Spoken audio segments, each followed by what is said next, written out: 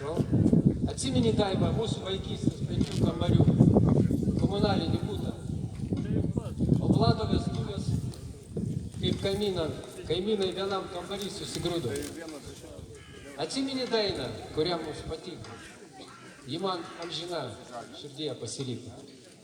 Kliuka, kliuka, kliuka, gersim po stikliuką. Iš to mažo buteliuko. Oi, Zuzana, širdis mano, koks gyvenimas puikus. Kaip tu pasikeitei mano tėvynė, bandai tapti priešų savo kaimynų. Jau neparvešiu iš jo aš sūrių kasnelį. Kamgi tu man meluoji, kad kaimynas bešalis. Kiek daug mes turime bendro, upės, vėją ir dangą. Tai ką mes tą viską dalinam, pastatėm tvorą nuo kaimynų. Guli žvėrelis ant spigliuotos tvorelės, akis nekaltus atvėrė. Neleidžia be paso praeiti žmogelis. Žmogus vis daugiau panašus man į žvėrį. Kur bėga šią šupę, čia mūsų gimtinė, čia broliai artoji lietuviškai šneka. Bet noriu priminti savo tėvynį, ir pas kaimyną Nemunas teka.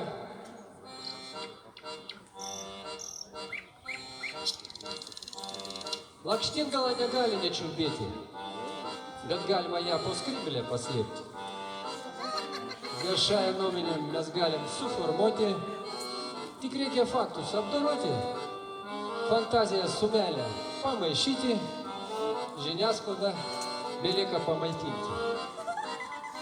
Paminklus galima demontuoti, kaimynus tvorą izoliuoti, o žurnalistas deportuoti, kurie už mus nenori loti. Kanalus rusiškus uždarėm, mes savo propagandai kelią valom. Pirmi už sankcijas balsuojam ir kas, kad savo prašaunam kovą. Iš rankų autokratų neperkom pigios dujos naftą, neabijokime nė kartų, tegul brangiau, bet tikime. LGBT bendrijus reikia toleruoti, krikščioniškas vertybės koreguoti. Atšaukti rusišką kultūrą – tai normalu, tai demokratiška cenzūra. Dar porą žodžių apie Ukrainą. Dabar į antrą mylimą tėvynę. Kol paskutinis ukrainietis egzistuoja, jis bus lietuvių kaip tvirtovė. Už mūsų laisvę ir gerovę skanduosime Stepanui šlovę. Palaukite. Sustokite, kol mes kitiems fanfaras grojam. Ne savo vėliavas bučiuojam. Prarandam savo šlovę, orumą ir gerovę.